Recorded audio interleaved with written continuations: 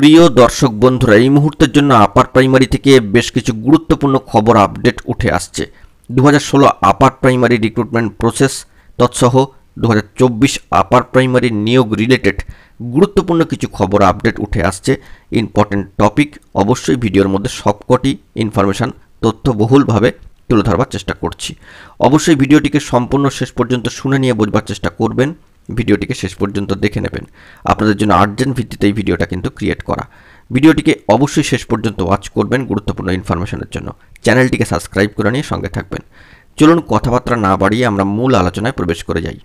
কার্যত 2016 আপার judgement reserve হওয়ার পরেই চাকরিপ্রার্থী বন্ধুরা কিন্তু নানান ধরনের প্রশ্ন করছেন, প্রশ্ন ছুঁড়ে দিচ্ছেন এবং সে বিষয়ে কিন্তু উত্তর চাইছেন। তবে এই বিষয়ে জানিয়ে রাখি যে ভিডিও থাম্বনেল দেখে আপনারা বুঝে গিয়েছেন যে আপার প্রাইমারি নিয়োগ প্রসেস 2024 এই সময় দাঁড়িয়ে 2024-এর জুলাই মাসের শেষ প্রান্তে চাকরিপ্রার্থী বন্ধুদের কাছ থেকে বিশেষ কিছু প্রশ্ন কিন্তু উঠে আসছে। অবশ্যই সেই প্রশ্নের মধ্যে প্রথমেই থাকছে যে নতুন নিয়োগ নোটিশ কবে আসতে চলেছে বা আসছে। দ্বিতীয়ত যে বিষয়টি উঠে আসছে, দীর্ঘ 10 বছর তো নিয়োগ নেই, তাহলে শূন্যপদ কত হতে পারে। এবং তৃতীয় একটি বিষয় হচ্ছে ফিউচার সিট কি হবে। তো আমরা সমস্তটাই আলোচনা করব এবং বিস্তারিত একাধিক তথ্য দেবো, তাই ভিডিওটিকে শেষ পর্যন্ত ওয়াচ করার জন্য আপনাদের কাছে একান্ত অনুরোধ থাকবে।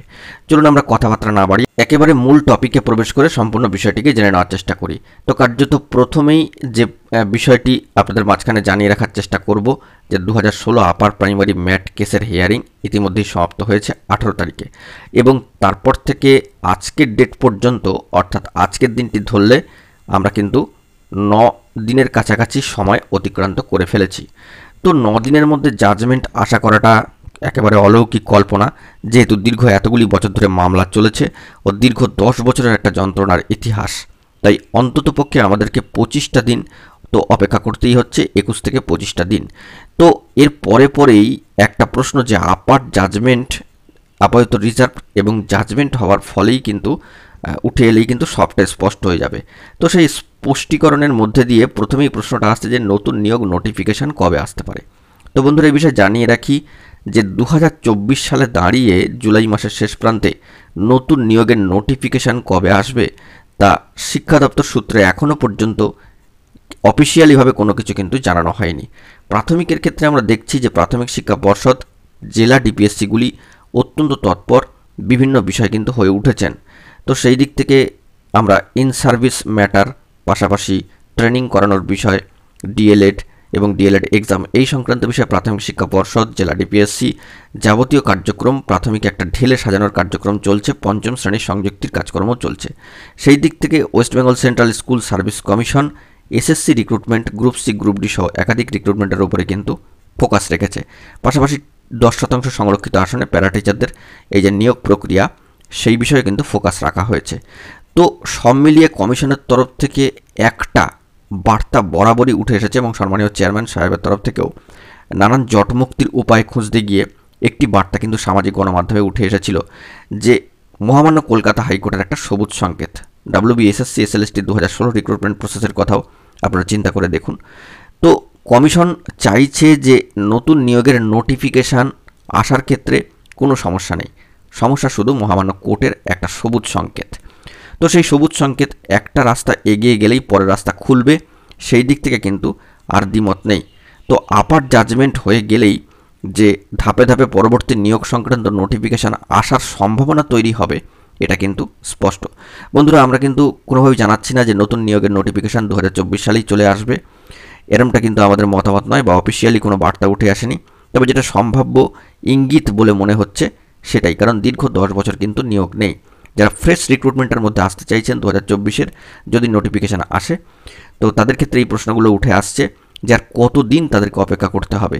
তারাও তো ট্রেন্ড হয়ে বসে রয়েছেন, কবে ফ্রেশ রিক্রুটমেন্টে তারা অংশগ্রহণ করবেন, আপার প্রাইমারির নতুন নিয়োগের নোটিফিকেশান কবে আসবে, এটা তারা কিন্তু জানতে চাইছে। সেই দিক থেকে দেখতে গেলে যে স্কুল সার্ভিস কমিশনের বিভিন্ন রিক্রুটমেন্ট প্রসেসে যে একাধিক জট ও মামলা রয়েছে, সেগুলোর মুক্তি হওয়া তো অত্যন্ত প্রয়োজন এবং সেই দিক থেকে 2016 আপার জাজমেন্ট হলে আপার প্রাইমারি প্রসেস ক্লিয়ার হয়ে গেলেই নতুন নিয়োগের নোটিফিকেশান এবং মহামান্য কলকাতা হাইকোর্টের যদি সবুজ সংকেত থাকে কমিশনের বলা বার্তা অনুযায়ী, তাহলে নতুন নিয়োগের নোটিফিকেশান আসতে কিন্তু কোনো সমস্যা হবে না, এরকমই একটা সম্ভাবনা।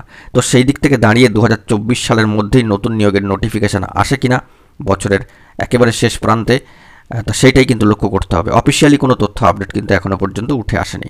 তো সেই দিক থেকে চাকরিপ্রার্থী বন্ধুদের মনে আর একটা প্রশ্ন, যে দীর্ঘ 10 বছরের নিয়োগ নেই, তাহলে শূন্যপদ কত হতে পারে? তো দেখুন, 2016 আপার রিক্রুটমেন্ট প্রসেসে একটা শূন্যপদ অর্থাৎ পূর্ব ঘোষিত যে শূন্যপদ সেটাই রয়েছে 14,339টি, এবং সেখান থেকে রিক্রুটমেন্ট প্রসেস চলবে জাজমেন্ট হওয়ার পরে পরে, সেরকম জাজমেন্ট হলে এবং জাজমেন্ট এলে সবটাই স্পষ্ট হবে। আগেও বলছি, থাম্বনেইলে সেই বিষয়টি দেখতে পাচ্ছেন। তো সেই শূন্যপদের ক্ষেত্রে যেটুকু পড়ে থাকবে সেটুকু হয়তো সেই রিক্রুটমেন্ট প্রসেসেই কাজে লেগে যেতে পারে। ইতিমধ্যেই 1000-এর বেশি শূন্যপদের একটা হিসাব নিকাশ বা খতিয়ান আপনাদের সামনে কিন্তু আমরা তুলে ধরেছিলাম। এবার কিন্তু এখানে একটা জিনিস প্রয়োজন, যে দেখুন ফিউচার সিট কি কমে যাবে? আপনারা একটু মনে করে দেখবেন যে দীর্ঘ এতগুলি বছর ধরে যে শুনানি চলেছে ম্যাট কেসের, বাদী বিবাদী উভয় পক্ষ বলেছেন। তো সেই দিক থেকে কোর্টরুমে 11 নম্বর কোর্টের ডিভিশন বেঞ্চে সম্মানীয় বিচারপতি তপব্রত চক্রবর্তী মহাশয়ের এজলাসে একটি আর্গুমেন্টে উঠে আসে যে কমিশনের তরফ থেকে সিনিয়র অ্যাডভোকেট মহাশয় এস এন মুখার্জি মহাশয়ের বক্তব্য প্রসঙ্গে যে future vacancy for future recruitment. তো এই বিষয় থেকে একটা বিষয় ক্লিয়ার হয়ে যাচ্ছে, কমিশনের ধারণায় বা ভাবনা চিন্তায় এই বিষয়টি আছে যে ফিউচার যে ভ্যাকেন্সি ক্রিয়েট হয়ে রয়েছে বা কালেকশন করা যাবে সেটা কিন্তু ফিউচার রিক্রুটমেন্ট। তাহলে এই কথাটা উল্লেখিত হতো না যে future vacancy for future recruitment. তো ফিউচার রিক্রুটমেন্ট মানেই হচ্ছে নতুন রিক্রুটমেন্ট প্রসেসের দিকে ইঙ্গিত করছে। এবার আপনারাই এবার একটা ক্যালকুলেশন করতে পারেন সম্ভাব্য যে নতুন নিয়োগ নোটিফিকেশান কবে হতে পারে বা নতুন নিয়োগ নোটিফিকেশান সংক্রান্ত বিষয়।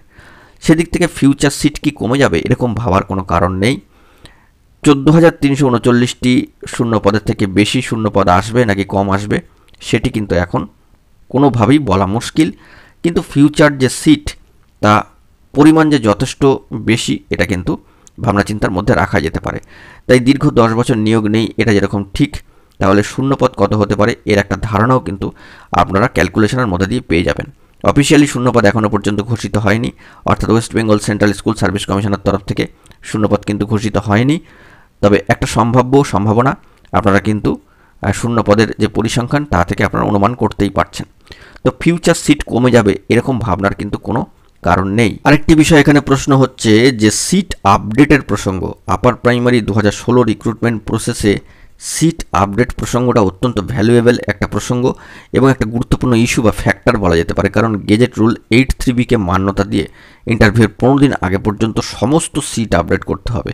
তো ইন্টারভিউর 15 দিন আগে পর্যন্ত 2016 পর থেকে যত শূন্যপদ রয়েছে সেটা যদি আমি 19 বা 20 সাল পর্যন্ত ধরে নিই, তবে কিন্তু একটা হিউজ পরিমাণ ভ্যাকেন্সি চলে আসবে। তো হিউজ ভ্যাকেন্সির যে সংখ্যা বা খতিয়ান সেটা আমরা আর উল্লেখ করতে চাইছি না, আপনারা অনুমানের মধ্যে দিয়েই সেটাকে উল্লেখ করুন। কিন্তু এত পরিমাণ সিট কিভাবে আপডেটেড হয়ে যাবে 2016 রিক্রুটমেন্ট প্রসেসে সেটাও ভাবনা চিন্তার বিষয়, কারণ বারংবার আমরা দেখেছি যে আর্গুমেন্টে বাদী বিবাদী উভয় পক্ষে সম্মানীয় অ্যাডভোকেট ও আইনজীবী মহোদয়ের সঙ্গে বারবার পর্যালোচনা করছেন, জানতে চাইছেন সম্মানীয় বিচারপতি কোর্টরুমে 11 নম্বর কোর্টের ডিভিশন বেঞ্চে সম্মানীয় বিচারপতি তপব্রত চক্রবর্তী মহাশয় যে কোন রুল বা আইন বলে কমিশন এই কাজটি করতে পারবে। এরকম কিছু যদি থেকে থাকে আপনারা কিন্তু অবশ্যই পেশ করুন, বা এটা কীভাবে সম্ভব হয় যে যত শূন্যপদ রয়েছে কীভাবে অ্যাড হয়ে যায়। তো এই বিষয় নিয়ে একটা অবশ্যই সংশয়ের জায়গা রয়েছে। অর্ডার না আসা পর্যন্ত কিছুই বলা যাচ্ছে না। তবে আগামীকালকে শিয়ালদাহ থেকে ধর্মতলা পর্যন্ত গুরুত্বপূর্ণ ইন্টারভিউ বঞ্চিত আপার প্রাইমারি চাকরিপ্রার্থী বৃন্দের, যারা দীর্ঘ 700-র বেশি দিন ধরে মাতঙ্গিনী হাজরা মূর্তির পাদদেশে দীর্ঘ যে এই রিক্রুটমেন্ট প্রসেস, এই যে মামলা, এর মধ্যে থেকে তারা কিন্তু চাইছেন সিট আপডেট করে নিয়োগের দাবি, তো গেজেট রুলকে মান্যতা দিয়ে। তো তারা সেই দাবি নিয়ে কিন্তু শিয়ালদা থেকে ধর্মতলা একটি বিশেষ মহামিছিলের আয়োজন করেছে আগামীকালকে। তো সিটটা একটা বড় ফ্যাক্টর এই আপার প্রাইমারি রিক্রুটমেন্ট প্রসেসে, এটা কিন্তু মাথায় রাখতেই হচ্ছে। এবং এই ফিউচার সিট কত হতে পারে তার ধারণা কিন্তু সবারই রয়েছে। তো সিট কমে যেতে পারে এটা কিন্তু ভাববার কোনো অর্থেই কোনো প্রয়োজন নেই। তো এই যে কোর্টরুমে আর্গুমেন্টগুলি চলেছে, তো সেই দিক থেকে দেখতে গেলে শূন্যপদ আপডেট হবে কি না হবে সেটা কিন্তু অবশ্যই আপনারা আপনাদের বিচার্য বিষয়ের মধ্যে রাখুন, কমেন্ট সেকশনে কমেন্ট করুন। আরেকটা বিষয় বলবার যে নতুন যে সমস্ত রিক্রুটমেন্ট প্রসেস সেখানে দেখা গিয়েছে যে একটি সংবাদ মাধ্যম সূত্রে সামাজিক গণমাধ্যমে এসেছিল যে নিয়োগগুলিতে যেমন পূর্ত, স্বাস্থ্য, পুলিশ এই সমস্ত রিক্রুটমেন্টে যত শতাংশ শূন্যপদ রয়েছে তার অর্ধেকে অ্যাপ্রুভাল আসবে, এরকম একটি বার্তা উঠে এসেছিল। তো সেই দিক থেকে নতুন নিয়োগের নোটিফিকেশান আসার ক্ষেত্রে কত পার্সেন্টেজ অ্যাপ্রুভাল নিয়ে শূন্যপদ আসবে সেটাও কিন্তু ভাবার বিষয়।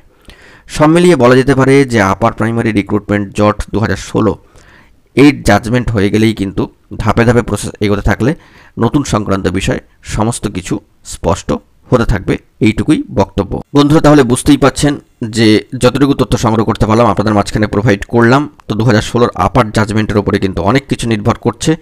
দেখা যাক পরবর্তী ক্ষেত্রে কি খবর আপডেট উঠে আসে। এখন এই পর্যন্তই। গুরুত্বপূর্ণ আপডেটগুলি পাওয়ার জন্য অবশ্যই এখনই চ্যানেলটিকে সাবস্ক্রাইব করে সঙ্গে থাকুন। ধন্যবাদ।